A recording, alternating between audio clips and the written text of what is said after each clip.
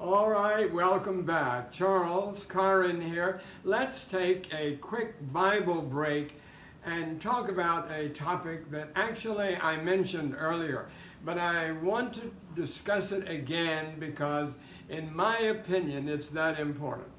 I want to talk to you very quickly about why worship, hymn singing, worship is important to you. It isn't just that we come before God's presence with singing, but please hear this. Worship will clear your mind. I've been in ministry now over 70 years. I've been in every kind of situation I think that pastors can go through.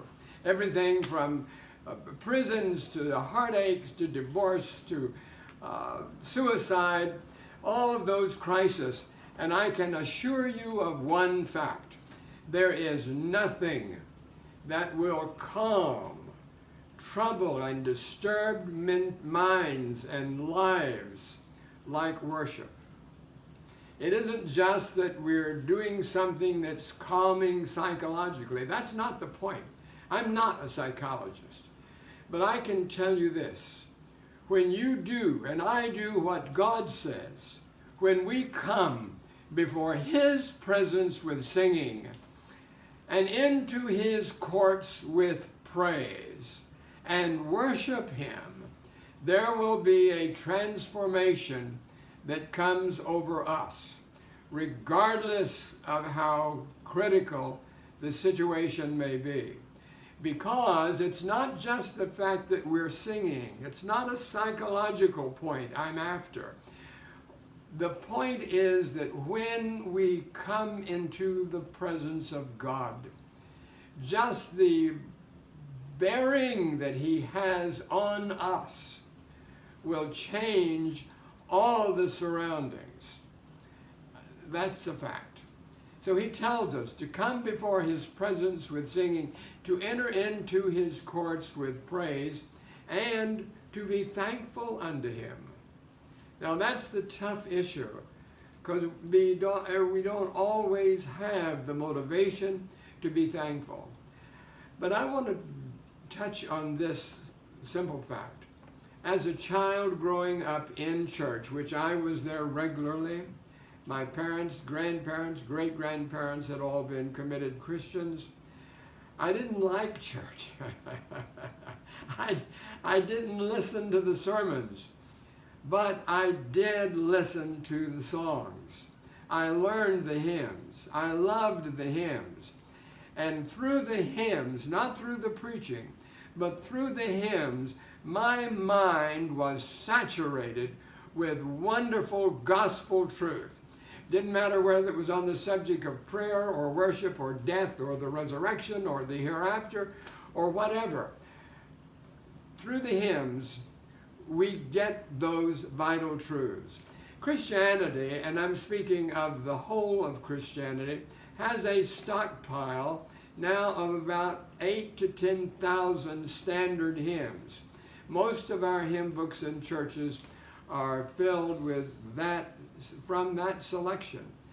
And there's hymns on every topic that we need. Doesn't matter whether it's the topic of prayer, whether it's just soft adoration of God, or whether it's the kind of prayer that is wrung out of us in pain and suffering and tragedy and disappointment.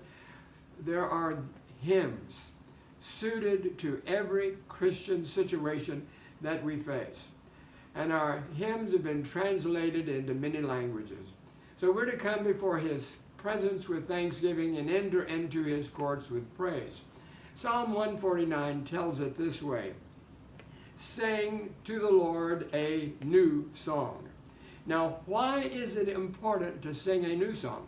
We like the old traditional hymns. I do. I'm sure you do. We need the new songs because every generation of Christianity has added to the stockpile and to the storehouse of worship. Why is that? Because every Christianity has met its challenge. Every century of Christianity has met its challenge.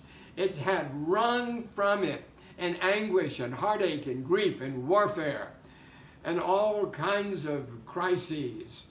It's had wrung from it that deepest cry for God that we have in our hearts. But here's what happens. When we begin to worship, a flower begins to open inside of us that otherwise would never come to bloom. And with that flower, speaking in a typological way, with that flower comes the release of a new fragrance that we would never have smelled any other way. It's in the experience of worship, hear this, that we discover ourselves. It isn't just that we discover God. We do. But in the experience of worship, we discover ourselves. You have talents in you you have never yet discovered. You have abilities in you you have never yet discovered. You have capacities of every sort that God has created and designed and put in you. You've never discovered them. You could be my age. I'm 91 years old. There's still giftings and talents in me I've never discovered. Unfortunately, I wish I had, but I'm sure I haven't. My point is this: if you want to know your real self, if you want to discover the capacity that God has put in you, worship. Worship. Get into a direct line with God. And I'm not talking about just congregational worship. That's important. But I'm talking about private worship. Get into direct contact with God through worship. If you're in grief and sorrow, disappointment, crisis, trial, whatever, worship is your answer. Do it. In it, draw close to God. And you know what he says? He says, I will draw close to you. What happens when God draws close to us? God brings his giftings. God brings his grace. God brings his abundance. It's in that way that we discover ourselves. And that's one reason God wants us to worship. Let's do it. Not just church worship, that's important, but I'll tell you this. If the only worship you do is in church, you're a beggar before the Lord when it comes to worship. Worship must also be spontaneous, daily, hourly. Must come from your own closet. Must come from the overflow of your own life. Worship him. And in the process, you will discover yourself. I will discover myself in ways I never knew were there. All right, God bless you. I want you to remember this book, Spirit-Empowered Theology, and I want you to remember it because it will help you. Go to Amazon, Charles Curran. Other books are there, but try this one. All right, God bless you. We'll talk again soon. Bye.